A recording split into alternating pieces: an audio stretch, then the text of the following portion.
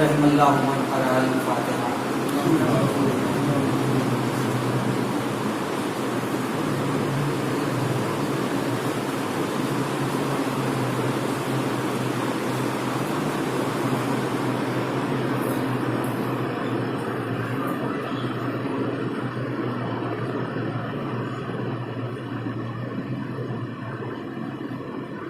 لا حول ولا قوة إلا بالله العلي العظيم.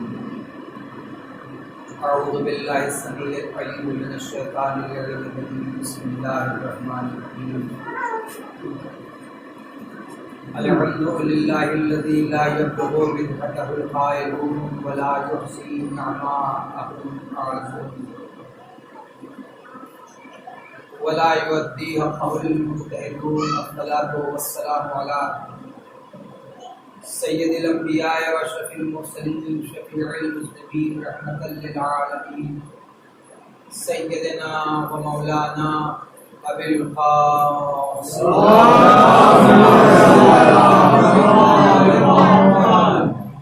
صلی اللہ علیہ وآلہ الطیبین الطاہرین الغر المیامین المعصومین الذین اذهب اللہ عنہم الرجس وطہرہم تطہیرا.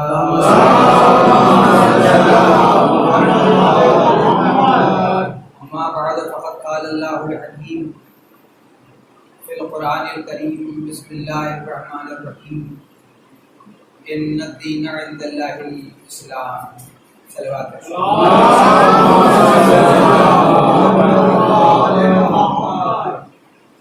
ایک عاجزانہ گزارش ہے جو حضرات باہر تشریف رکھتے ہیں ان سے بھائی اندر آ جائیے، اور بھی مومنین جو باہر بیٹھے ہوئے ہیں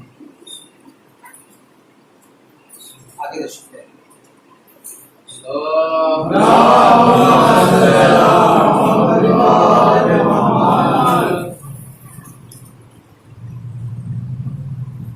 بہت اختصار سے یہ ابھی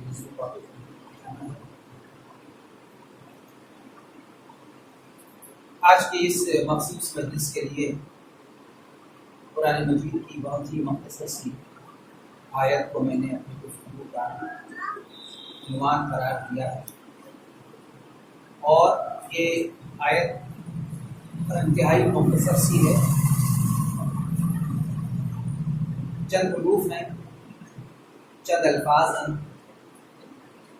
جن پر مشتمل یہ آیت ہے، لیکن اپنے مفہوم کے اعتبار سے، اپنے مطالب کے اعتبار سے اس آیت نے پوری انسانی زندگی کا احاطہ کر رکھا ہے. اور یہ کلام الہی کی بلاغت ہے کہ مختصر سے مختصر لفظوں میں بھی وہ بڑے سے بڑے مطالب بیان کرنے کا جوہر کرتا ہے.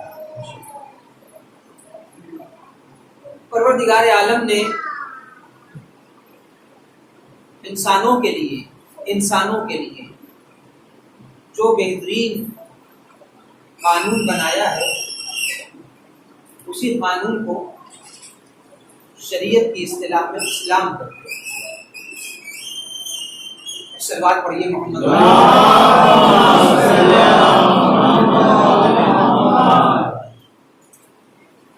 اگر کسی کے ذہن میں یہ گمان بیٹھا ہوا ہے اور یہ خیال خام کسی کے ذہن میں پرورش پا رہا ہے کہ اسلام صرف مسلمانوں کا دین ہے، تو اسے یہ خیال اور یہ گمان اپنے ذہن سے کھرچ کے نکال دینا چاہیے.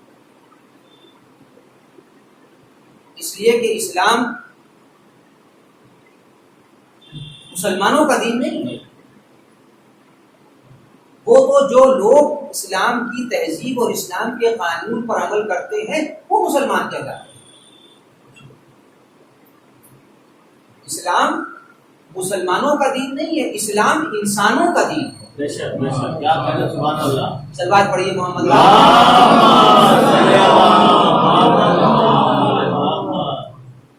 اور اس کا ایک منطقی اس کی جو ایک بالکل عقلی اور منطقی دلیل ہے وہ یہ ہے کہ جس خالق نے انسان کو خلق کیا اسی خالق پر سب سے زیادہ یہ ذمہ داری عائد ہوتی تھی کہ تہذیب انسانی کے لیے وہی قانون بھی بنائے، کیونکہ صاحب تخلیق سے زیادہ اپنی مخلوق کی ضرورتوں اور اس کے مسائل کو کوئی دوسرا نہیں جان سکتا۔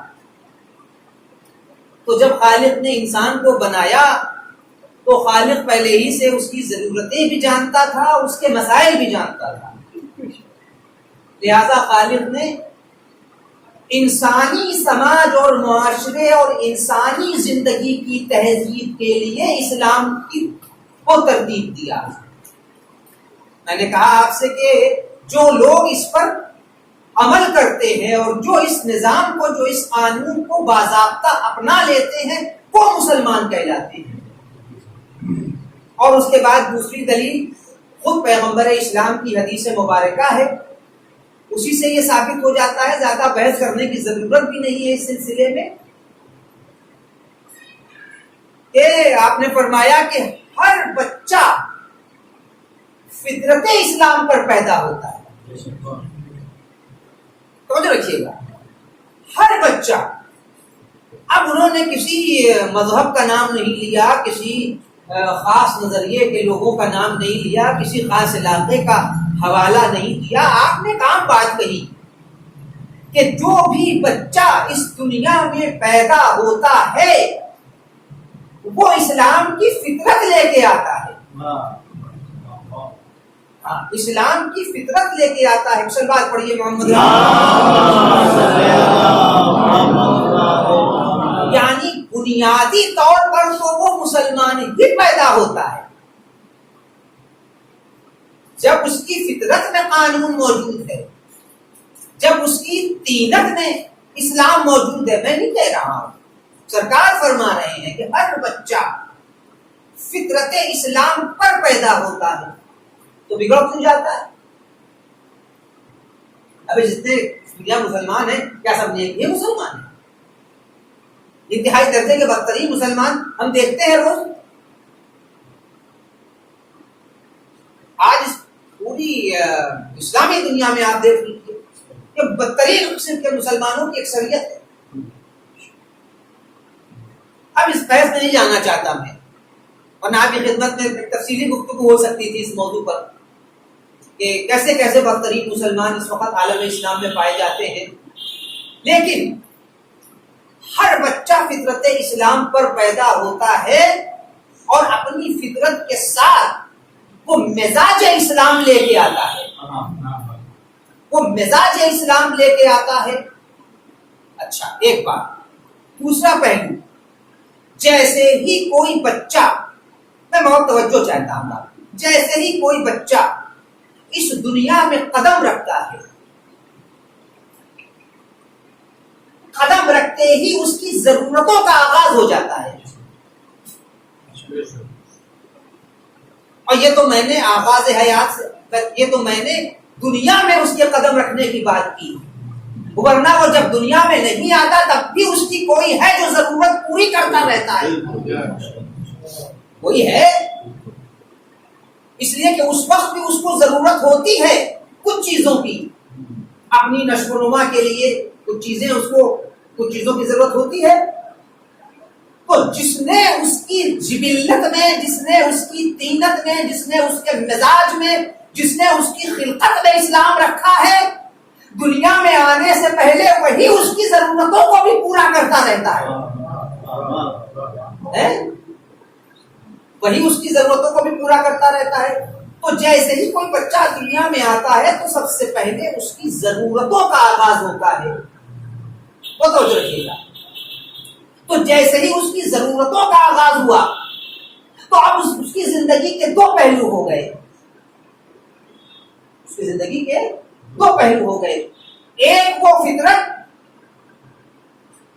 جو اپنے ساتھ لے کے آیا ہے وہ یعنی اسلام، اور ایک اس کی اپنی ضرورتیں ہیں۔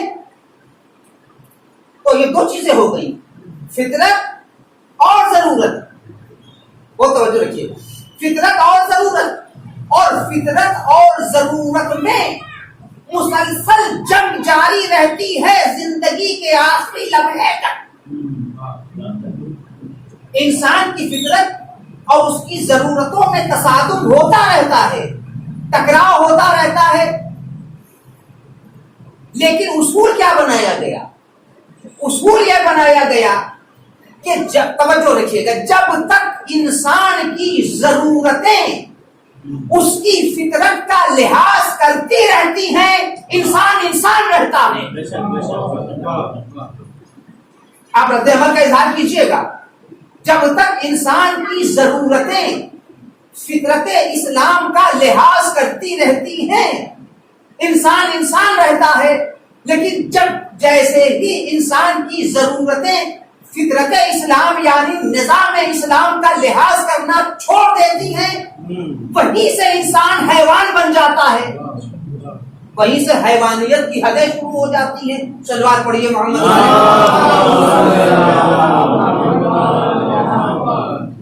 انسان اور حیوان کے درمیان جو چیز فرق پیدا کرتی ہے اسی کا نام ہے تہذیب.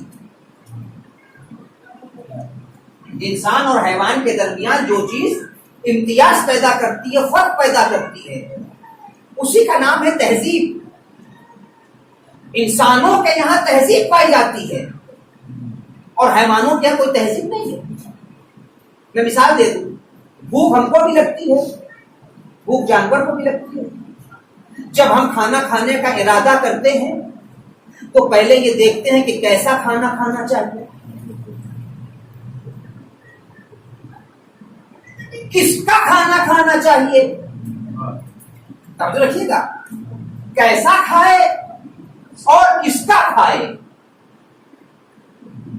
اور کیسا کھانے کا مطلب یہ ہے کہ حرام نہ کھائے، حلال کھائے، ہے نا. کیسا کھائے، ایک سوال تو یہ ہے کہ کیسا کھانا کھائے. اور شریعت نے بتایا کہ دیکھو حلال کھانا، حرام نہ کھانا. کس کا کھائے؟ اپنا کھانا، اپنی قوت بازو سے کمائے ہوئے پیسے سے روٹی کھانا، کسی کی چھین کے نہ کھانا، کسی کے ہاتھ سے لوٹ کے نہ کھانا. پر یہی چیز انسان اور حیوان کے درمیان فرق پیدا کرتی ہے. آپ نے اکثر دیکھا ہوگا کہ سڑک کے کنارے سبزی کا ٹھیلا کھڑا رہتا ہے اور ادھر سے وہ مادر نامہربان، اب آپ کو کسی اور لفظ سے جانتے ہیں لیکن میں انہیں مادر نامہربان اس لیے کہتا ہوں کہ انہی نے قیامت مچا رکھی ہے یہاں. تو اب نامہربان تو ہو ہی گئی، حالانکہ ماں تو مہربان ہوتی ہے، لیکن یہ عجیب ماں ہے کہ جن کو نامہربان بنا دیا گیا. صلوات پڑھیے محمد.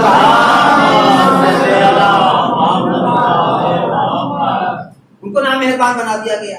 وہ گزر رہی ہوں اور ٹھیلے پر سبزی والے کا سامان سبزیاں رکھی ہوئی ہوں، آپ دیکھیے کہ وہ کسی سے اجازت لیتی، کسی سے پوچھتی ہے.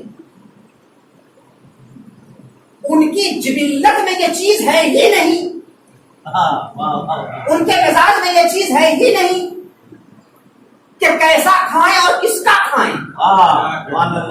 اسی لیے جہاں جو مل جاتا ہے وہ کھانے لگتی ہے. اسی کا نام ہے حیوانیت. اسی کو کہتے ہیں حیوانیت کہ جہاں جو مل جائے کھا لو، جیسا مل جائے کھا لو. لیکن جب انسان کھانے کا ارادہ کرتا ہے تو اس کی فطرت میں پلنے والا اسلام اس سے کہتا ہے کہ پہلے دیکھ لینا جو کھا رہے ہو وہ پاک ہونا چاہیے، اور جو کھا رہے ہو وہ تمہارا اپنا ہونا چاہیے، کسی غیر کا نہیں ہونا چاہیے. صلوات پڑھیے محمد. اور بلند ترین صلوات.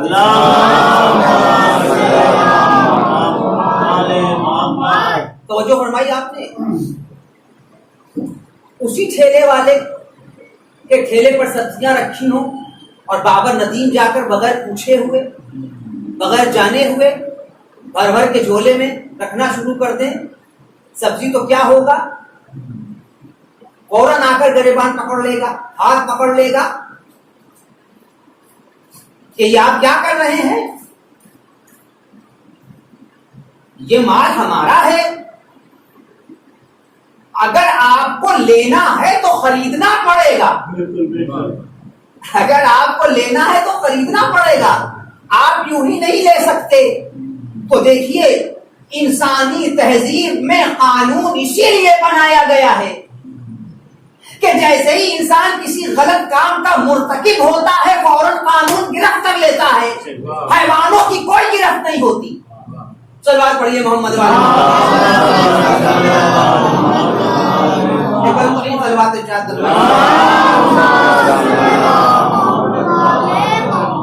انسان قانون کی گرفت میں آتا ہے، حیوان قانون کی گرفت میں نہیں آتا ہے۔ تو یہ جو تہذیب آئی، یہ جو قانون آیا انسانوں کے لیے، اس نے انسانی سماج اور معاشرے کی تہذیب کیسے کی؟ تو میں یہی عرض کرنا چاہتا ہوں آپ کے ایک بلند ترین صلوات ارشاد۔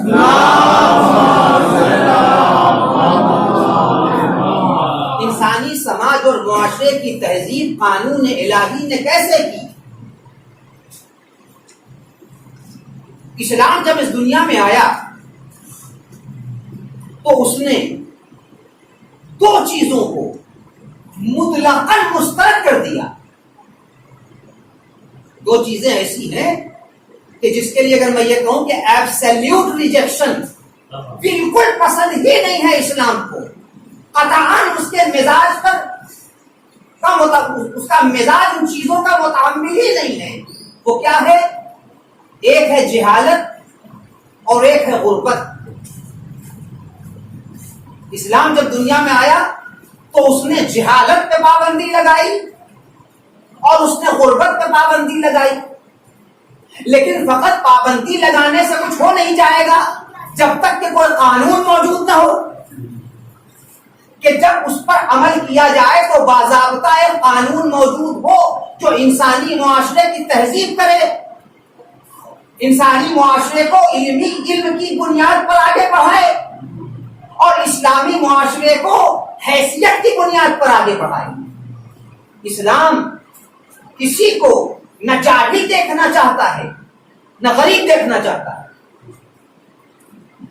میں فکری بات عرض کر رہا ہوں، عموماً یہ باتیں مجلس میں نہیں پڑھی جاتی۔ اسلام کسی کو نہ جاہل دیکھنا چاہتا ہے نہ غریب دیکھنا چاہتا ہے، مفلس دیکھنا چاہتا ہے۔ حضرت امیر المومنین علی ابن ابی طالب علیہ السلام آپ نے ارشاد فرمایا کہ دنیا میں ایسے زندگی گزارو کہ کسی کے دل میں تمہارے لیے رحم کا جذبہ نہ پیدا ہونے پائے۔ اگر کسی شخص کو دیکھ کر آپ کے اندر یہ احساس پیدا ہو جائے کہ نہیں یہ بیچارہ غریب آدمی ہے، اسلام نہیں پسند کرتا، اسلام نہیں پسند کرتا۔ وہ کہتا ہے کہ اپنے بازو کے ہم نے تم کو قوت دی ہے، ہم نے تم کو ذہن دیا ہے، شعور دیا، عقل دی ہے، طاقت دی ہے۔ تو اسلام کے قانون نے انسانی سماج کی ان دونوں بنیادوں پر تہذیب کیسے کی؟ بہت توجہ رکھیے گا، میں بہت فکری بات عرض کر رہا ہوں بالخصوص نوجوانوں کے لیے۔ اسلام جہالت کو پسند نہیں کرتا، اس کا مطلب ہے کہ علم کو پسند کرتا ہے۔ اسلام غربت کو پسند نہیں کرتا، اس کا مطلب یہ کہ اسلام صاحب حیثیت ہونا پسند کرتا ہے۔ نماز کا تعلق علم سے ہے،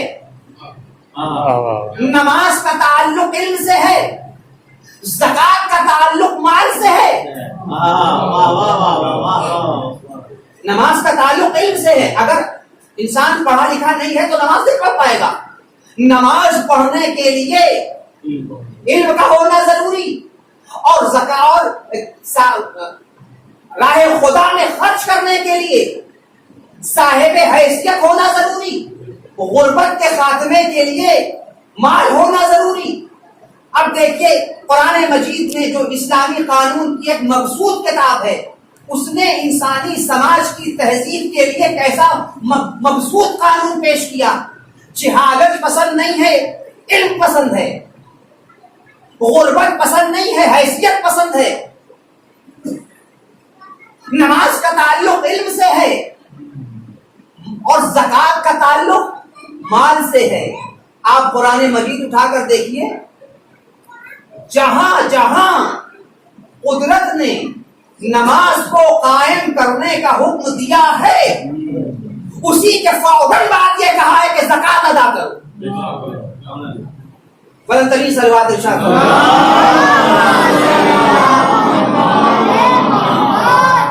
الف لام بسم اللہ الرحمن الرحیم۔ میں پڑھ رہا ہوں، میں آیت ہے، ایک ہی آیت سے استعمال کروں گا، آپ پڑھیے قرآن۔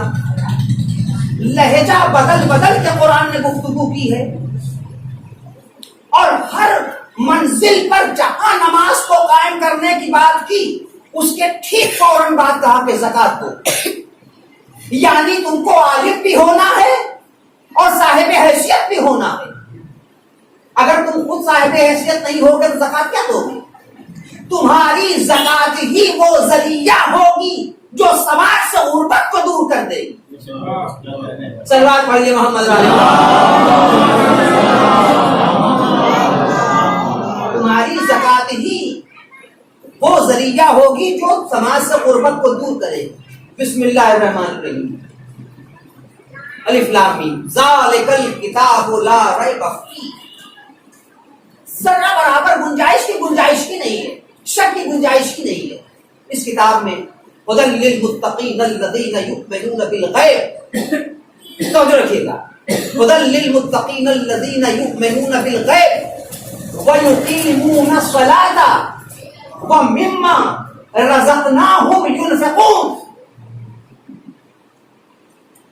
متقین کی پہچان یہ بتائی گئی ہے کہ غیب پر ایمان رکھتے ہیں اور نماز کو قائم کرتے ہیں، اور جو کچھ ہم نے اپنے پاس سے انہیں رزق دیا ہے اس رزق کو بچا کے نہیں رکھتے بلکہ ضرورت مندوں تک پہنچاتے ہیں۔ تو نماز کے لیے علم ضروری ہے، زکات کے لیے مال ضروری ہے، یعنی ایک ہی وقت میں اسلام مرد مسلمان کو صاحب علم بھی دیکھنا چاہتا ہے اور صاحب حیثیت بھی دیکھنا چاہتا ہے۔ تو اب ارباب نظر اگر ایک ہی منزل پر نماز بھی ہو رہی ہو اور زکات بھی ہو رہی ہو، شاید آپ کا ذہن نہیں پہنچا، اگر ایک ہی منزل پر نماز بھی ہو رہی ہو اور زکات بھی ہو رہی ہو تو نہ ایسا کوئی عالم ہوگا، نہ ایسا کوئی نمازی ہوگا، نہ ایسا کوئی فیاض ہوگا، نہ ایسا کوئی سخی ہوگا۔ اب یاد دلانے کی ضرورت ہے، ایک مرد مسلمان نماز پڑھ رہا ہے۔ ایک سلوات پڑھیے محمد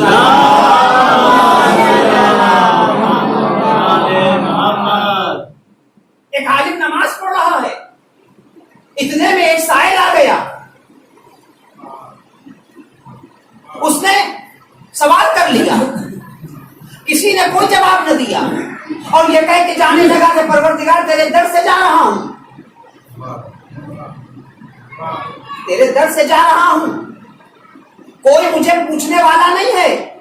اس آواز کا سننا تھا کہ ایک مرد مجاہد نے، ایک مرد مومن نے اب فوراً اپنی انگلی بڑھا دی اور اشارہ کیا کہ میری انگلی میں جو مشتری رکھی ہوئی ہے، جو میں پہنے ہوں، اس کو اتار لو۔ نہیں، میں آپ سے عرض کرنا چاہتا ہوں، اسی منزل پر آیہ ولایت نازل ہوئی ہے، مگر آیہ ولایت کے نازل ہونے کا مزاج یہ ہے کہ جب تک نماز ہو رہی تھی آیہ ولایت رکی ہوئی تھی، لیکن جیسے ہی زکات جاری ہوئی آیہ ولایت ابدیت کی پیشانی کا نور بن گئی۔ صلوات پڑھیے محمد۔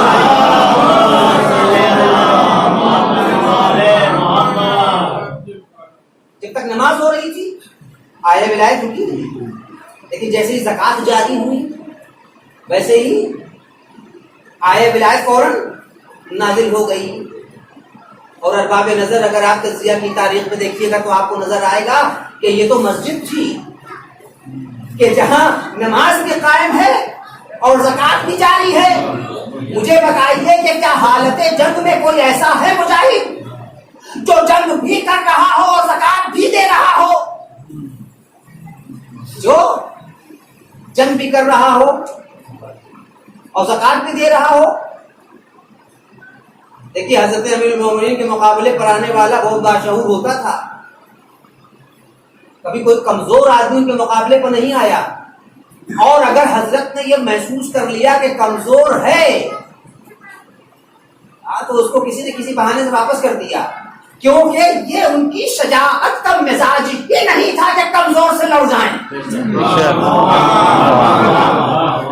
علی اگر مقابلہ کرتا ہے تو برابر کا مقابلہ ہونا چاہیے، مزاج ہی نہیں ہے ان کا. اب جنگ ہو رہی ہے، مقابل وار پہ وار کر رہا ہے، آپ اس کے وار کو روک بھی رہے ہیں اور اس کا جواب بھی دے رہے ہیں. آپ نے جو ایک وار لگایا تو مقابل کی تلوار ٹوٹ کے گر گئی، وہ توجہ رکھیے گا. اب جیسے ہی تلوار ٹوٹ کے گری اس نے محسوس کیا کہ میری جان خطرے میں ہے، لیکن مزاج علی کو جانتا تھا، علی کی فیاضی اور علی کی سخاوت سے آشنا تھا. جیسے اس نے محسوس کیا کہ میری جان خطرے میں ہے، اس نے فوراً کہا یا علی میں نے سنا ہے کہ آپ کسی سوال کو رد نہیں کرتے. کہا بالکل صحیح سنا ہے. کہا تو پھر میری تلوار ٹوٹ گئی ہے، مجھے اپنی تلوار دے دیجیے. بغیر کسی توقف کے حضرت نے اس کے آگے تلوار بڑھا دی. میں جو بات کہنا چاہتا ہوں اس کو محسوس کیجیے گا. بغیر کسی توقف کے، انتظار کے، حضرت نے تلوار اس کے آگے بڑھا دی. اس نے تلوار ہاتھ میں لے لی. اس کے بعد مسکرا کے کہا کہ یا علی آپ کی تلوار تو میرے ہاتھ میں ہے، اب آپ کو میرے وار سے کون بچائے گا؟ اب ایک بات تو میں کہہ رہا ہوں اور دوسری بات حضرت نے فرمائی کہ جیسے ہی اس نے کہا کہ اب میرے وار سے آپ کو کون بچائے گا، تو اب یہ میرا جملہ ہے کہ عجب نہیں کہ حضرت نے کہا ہو کہ وہ تلوار جو اب تمہارے ہاتھ میں ہے یہ پہلے میرے ہاتھ میں تھی، اور میں جانتا ہوں کہ میری تلوار کتنی باشعور ہے کہ ایک تو یہ چلتی نہیں اور اگر چلتی ہے تو پھر چل جاتی ہے. صلوات پڑھیے محمد والے. مزاج ضربت علی ابن ابی طالب یہ ہے کہ یا تو کفر کے سر پہ چلتی ہے یا شرک کے سر پہ چلتی ہے. ابھی تک جو تلوار تیرے ہاتھ میں تھی، جو تلوار تیرے ہاتھ میں ہے وہ میرے ہاتھ میں تھی، اور یہ اتنی باشعور ہے کہ نسلوں کا اندازہ لگا لیتی ہے. اب اس کے بعد حضرت نے کیا فرمایا، بہت توجہ رکھیے گا. آپ نے فرمایا کہ تم مجھے تلوار سے ڈرانا چاہتے ہو، تم مجھے تلوار سے مرعوب کرنا چاہتے ہو، مگر تمہیں نہیں معلوم کہ یہ تلوار میرا دفاع نہیں کر رہی تھی. مرضی پروردگار میرے چاروں طرف حصار کیے ہوئے تھی. یہ تلوار نہیں تھی، مرضی پروردگار میرے چاروں طرف حصار کیے ہوئے تھی.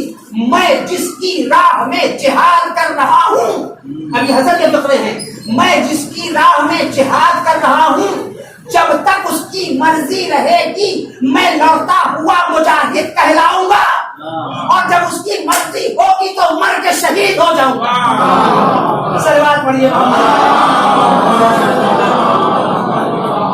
بلند ترین صلوات ارشاد.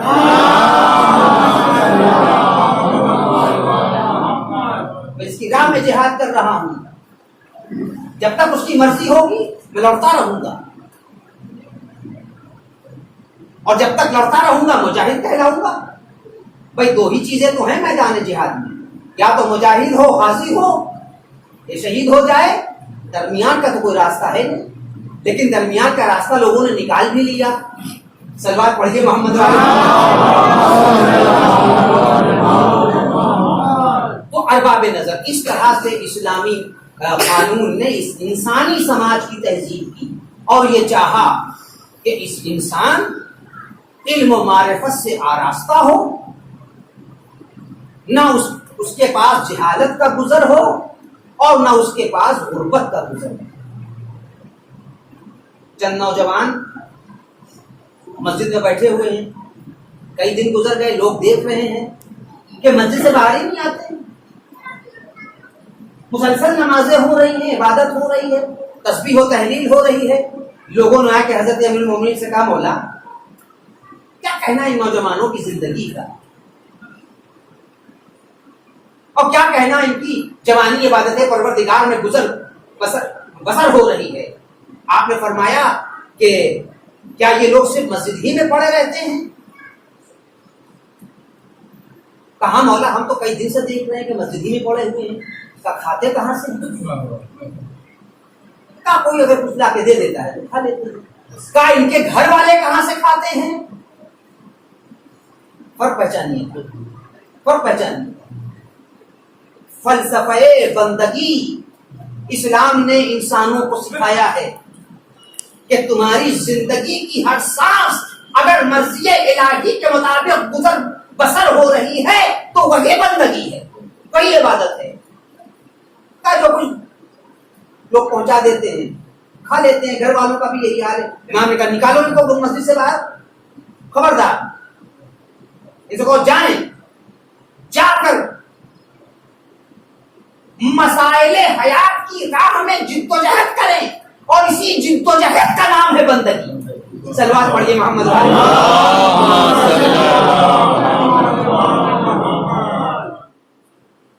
اسی جدوجہد کا نام ہے بندگی.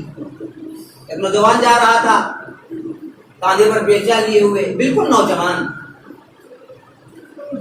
دیکھا اصحاب نے کہ یا رسول اللہ دیکھیے کس طرح سے یہ اپنی جوانی کو برباد کر رہا ہے. بگڑ گئے، معلوم ہے کیا کر رہا ہے؟ ارے جائے گا کھیت میں، اوڑا چلائے گا، کھیتی کرے گا. تم کیا چاہتے ہو کہ یہ کیا کرے؟ جوان آدمی ہے. اب ظاہر ہے کہ کھل کے تو کہہ سکتے نہیں تھے، جو کہ حضور سامنے تھے. مطمع نظر یہ تھا کہ جائے عیش کرے، اپنی جوانی کو ایسے ہی ضائع کر دے. تو اب دیکھیے کہ پیغمبر نے کیا اصول قائم کیا. بس اس اصول کے بعد ربط مسائل، کیونکہ ابھی مجھے عالم گنج جانا ہے. ایک سلوات پڑھیے محمد. آپ نے فرمایا کہ تم یہ سمجھ رہے ہو کہ یہ اپنی زندگی کو ضائع کر رہا ہے، یہ جوان آدمی ہے اپنی زندگی کو برباد کر رہا ہے، مگر قدرت نے یہ نظام معین کیا ہے کہ اگر یہ صرف اپنے لیے محنت کر رہا ہے کہ اچھی زندگی گزارے، فہو فی سبیل اللہ، تو یاد رکھو کہ یہ اللہ کی راہ پر ہے. یعنی فقط اپنے لیے بھی کما رہا ہے انسان اچھی زندگی گزارنے کے لیے. یہ واقعہ نہیں ہے، یہ تعلیم ہے. اب میں اور ڈیپ میں نہیں جاؤں گا، بہت کچھ کہہ سکتا ہوں اس منزل پر، لیکن میں فقط اشارتاً کہہ کے گزر جاؤں گا کہ جوانی کو ضائع مت کیجیے. اور یاد رکھیے گا، دیکھیے بات آ گئی ذہن میں، غور کر دوں. خود حضرت المومن کا قول ہے کہ انسان اس دنیا میں اتنا ہی فائدہ اٹھائے گا جتنا اس کے پاس ہنر ہے.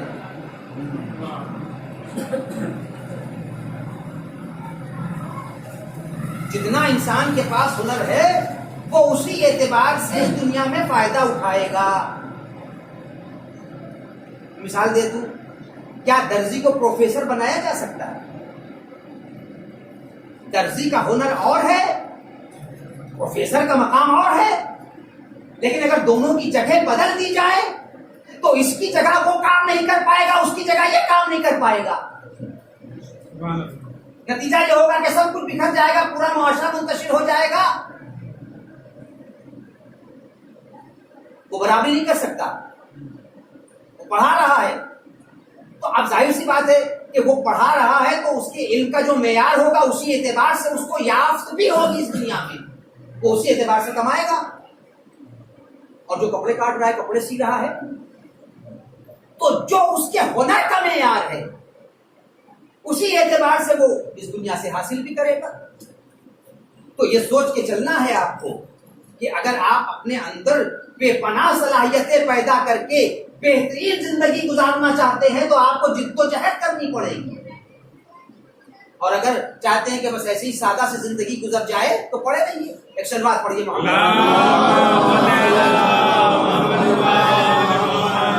کہا کہ اگر فقط اپنے اپنے لیے یہ روزی کما رہا ہے کہ اچھی زندگی گزارے، اچھا کھانا کھائے، اچھا لباس پہنے، اچھے مکان میں رہے، تو فہو فی سبیل اللہ کی راہ میں. اور اگر یہ اپنے بچوں کے لیے کما رہا ہے کہ ان کو اچھے سے اچھی زندگی عطا کرے، اس سماج اور معاشرے میں بہترین حیثیت دے، تو فہو فی سبیل. اور اس کے بعد انہوں نے ایک بات کہی، وہ وہی بات کہنا ہے مجھے آپ سے. اور اس کے بعد آپ نے فرمایا کہ ہاں اگر اس کا مطمع نظر یہ ہے کہ یہ محنت کر کے اتنا پیسہ کمائے اور اپنی حیثیت بنانے کے بعد اپنے کمزوروں پر اپنی حیثیت کا روب جمائے، تو فہو فی سبیل الشیطان. دیکھیے نیت بدل گئی تو نتیجہ بدل گیا. اپنی حیثیت بنائیے اور قرآن کی بنائے ہوئے قانون کے مطابق وَمِمَّا رَزَقْنَاهُمْ يُنْفِقُونَ.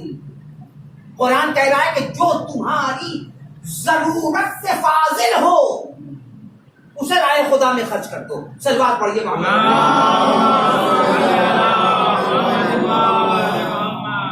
جو تمہاری ضرورت سے فاضل ہو. اور مجھ کو مولانا حیدر مدی صاحب علی اللہ مقامہ کا فقرہ یاد آ گیا،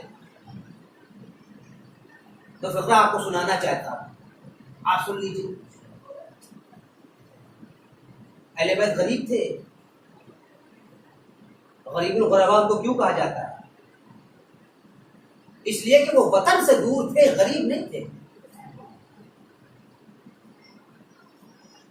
پیغمبر اسلام سے لے کر اور امام حسن عسکری تک پوری تاریخ پڑھ ڈالیے، کہیں آپ کو غربت نہیں ملے گی.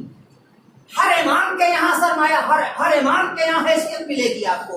اور اگر یہ صاحبان حیثیت نہ ہوتے تو لوگ ان کے در پہ آتے کیوں؟ ارے جس در پر مسائل کے حل ہونے کا یقین ہوتا ہے، حضور سائل بھی اسی دروازے پہ جا کے کھٹکھٹاتا ہے. 2 مرتبہ واپس کر دیجیے گا تو تیسری مرتبہ نہیں آئے گا، کہے گا کہ جب یہاں ملتا ہی نہیں تو جا کے کیا کریں گے.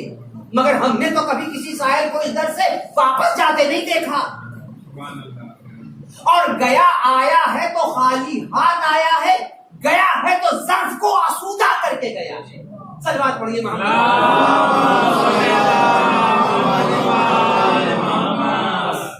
ارباب کرم مجلس سے آج علم مبارک کی. عباس میں دونوں صفتیں تھیں،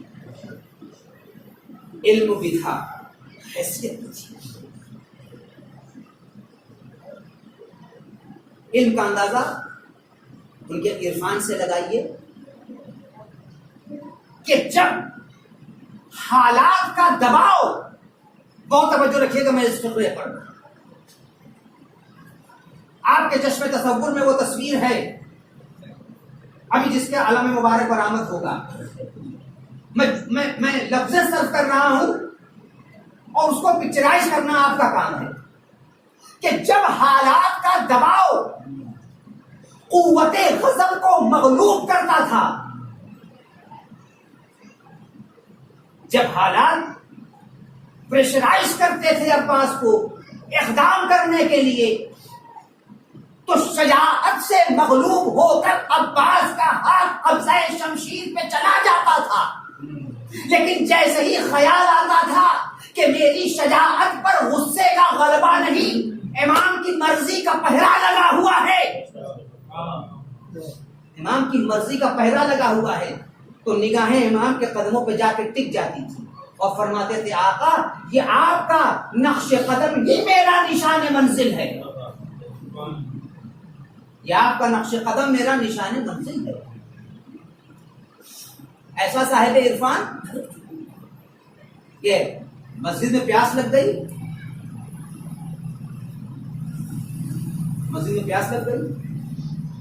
مولانا نے کہا کہ کوئی ہے پانی پلانے والا. چشم زدن میں دیکھا چھوٹا سا بچہ. جانتے ہیں امام حسین سے کتنے چھوٹے تھے؟ 23 یا 24 برس. 3 ہجری میں امام حسین کی ولادت ہے، 24 ہجری میں عباس کی ولادت. 24 یا 26 ہجری، بعض روایتوں میں 26 سے بعد میں 24 سے، جو بھی ہو 23-24 برس عباس امام سے چھوٹے تھے، اور راوی کا بیان یہ ہے کہ میں نے اپنی آنکھوں سے دیکھا کہ حسین عباس کو اپنے سینے پر سلاتے تھے، جیسے ہم اپنے بچے کو سینے پر لٹا دیتے ہیں، لوریاں دیتے ہیں، تھپکی دے کر سلاتے ہیں۔ حسین اور عباس میں یہی فرق تھا کہ حسین عباس کو اپنے سینے پر لٹا کے تھپکیاں دے دے کے سلاتے تھے۔ سنیں گے آپ مذاہب کی فکر ہے۔ حمید ابن مسلم قسم کھا کے کہتا ہے، میں ابھی روایت دیکھ رہا تھا گھر پر، ابھی تھوڑی دیر پہلے ہی میں روایت دیکھ رہا تھا، حمید ابن مسلم قسم کھا کے کہتا ہے کہ جو لاش مقتل سے خیمے میں آئی اسے لا کے امام نے خیمے کے باہر رکھ دیا، مگر کوئی بی بی خیمے سے باہر نہیں آئی، کوئی بی بی، اور نہ محمد کی لاشیں آئیں، امام نے لا کے خیمے کے باہر رکھا مگر زینب خیمے سے باہر نہیں آئی، قاسم کا جنازہ آیا، ام فربہ خیمے سے باہر نہیں آئی۔ اس کے بعد حمید کہتا ہے کہ ہاں علی اکبر کا جنازہ جب آیا تو ایک بی بی خیمے سے باہر آئی، مگر امام نے فوراً اس کا بازو پکڑ کے خیمے کے اندر بھیج دیا۔ اب روایت کا فقرہ سن لیجیے، دل تڑپ جائے گا ارباب ازا۔ وہی حمید ابن مسلم قسم کھا کے کہتا ہے کہ جب عباس کا علم، جب عباس رخصت آخر کے لیے در خیمہ پر آئے اور آواز دی سکینہ میں تم سے رخصت ہونے کے لیے آیا ہوں، تو حمید کہتا ہے کہ جتنے اہل حرم کے خیمے تھے تمام خیموں کے پردے ایک ساتھ اٹھ گئے اور تمام بیویاں عباس عباس کہہ کے در خیمہ پر آ گئی۔ جزاکم ربکم خیر الجزا، تمام بیویاں عباس عباس کہہ کے در خیمہ پر آ گئی۔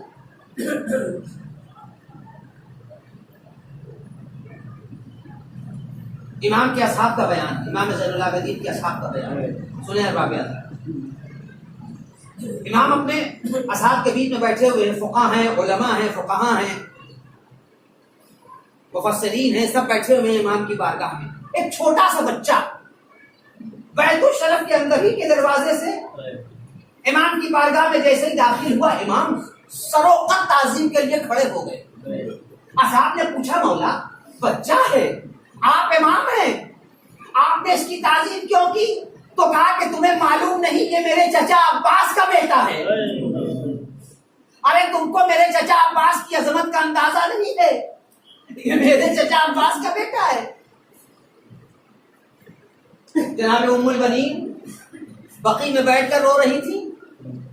ایک راوی کہتا ہے، سنیں ارباب ازا، ایک راوی کہتا ہے کہ میں ادھر سے اپنے ناقے پر بیٹھ کے گزر رہا تھا اور ام البنین کے رونے کی آواز آئی تو میرے ناقے کے قدم رک گئے۔ میں نے بہت کوشش کی کہ ناقہ آگے بڑھ جائے مگر ناقہ آگے نہ بڑھا، تو میں اترا ناقے سے اور آگے آ کر میں نے چاہا کہ اس کو آگے سے پکڑ کے آگے بڑھاؤں، تو میں نے دیکھا کہ ناقہ رو رہا تھا۔ تو میں نے لوگوں سے پوچھا کہ یہ رونے کی آواز کہاں سے آ رہی ہے کہ جس سے متاثر ہو کر میرا ناقہ بھی رو رہا ہے؟ کہا تمہیں معلوم نہیں یہ مادر عباس رو رہی ہے، یہ مادر عباس رو رہی ہے۔ اور کیا کہہ کے رو رہی تھی کہ اے عباس اگر تمہارے شان قلم نہ ہوئے ہوتے تو میرا حسین قتل نہ ہوتا، اگر تمہارے شان قلم نہ ہوئے ہوتے تو میرا حسین قتل نہ ہوتا۔ بس عزیزوں میں نے مجلس کو تمام کر دیا۔ یہی وہ ام البنین ہیں کہ جب بقی میں آئی تو قبر فاطمہ زہرا پر ہاتھ رکھ کر کہتی ہے، بی بی میں آپ کے بچوں کے پرسے کے لیے آئی ہوں، اے شہزادی میں آپ کے حسین کے پرسے کے لیے آئی ہوں۔ اس کے بعد قبر فاطمہ زہرا کے پہلو میں ایک نشان قبر بنایا، بیٹے کا نام لیا، اے عبداللہ میں تجھ پہ نہ روں گی اس لیے کہ تجھ پر رونے والی ماں زندہ ہے، نشان قبر مٹا دیا۔ دوسرا نشان قبر بنایا، دوسرے بیٹے کا نام لیا، کہا عثمان میں تجھ پر بھی نہ روں گی۔ تیسرے بیٹے کا نشان قبر بنایا، کہا جعفر میں تجھ پر بھی نہ روں گی۔ اس کے بعد وہی جملہ جو بھی میں نے آپ سے عرض کیا، ایک نشان قبر بنایا اور یہ کہے کہ یہ فرماتی ہے کہ اے عباس اگر تیرے شان قلم نہ ہوتے تو میرا حسین قتل نہ ہوتا، مگر میں تجھ پر بھی نہ رہوں گی۔ اس کے بعد ایک نشان قبر بنایا اور بنانے کے بعد فرماتی ہے اے شہزادی گواہ رہیے گا میں نے اپنے بچوں کا ماتم نہیں کیا، میں نے اپنے بچوں پہ آنسو نہیں بہائے۔ اس کے بعد فرمایا ولدی حسین ولدی حسین ولدی حسین۔ قبر فاطمہ زہرا سے آواز آئی اے ام المنین تم بقی میں بیٹھ کر ولدی حسین ولدی حسین کہو۔ ارے میں کربلا جا رہی ہوں، وہاں تنہائی کے کنارے میرا عباس شان کٹا کے سو رہا ہے، میں وہاں جا کر ولدی عباس ولدی عباس کہوں گی۔ ام المنین آواز دے رہی تھی اے شہزادی یہ کنیز آپ کے بچوں کی فرش عزا بچھائے گی، پھر یوم تنقلب سيعلم الذين ظلموا أيّ منقلب ينقلبون إنا لله وإنا إليه راجعون الہی بحق الزہرا بابینا وبعلقات کنینا۔ براللہ جن بانی مجلس نے جس مقصد کے تحت مجلس اعزا کا انعقاد کیا ہے ان مقاصد کی تکمیل مقاصد کو پورا کرنا، توفیقات میں اضافہ کرنا۔ براللہ اس زمین پر جہاں جہاں بھی لوگ بیمار ہیں بالخصوص اس وبا سے تمام بیماروں کو شفا کامل و عاجل عطا فرما۔ براللہ ہمارے امام کے ظہور میں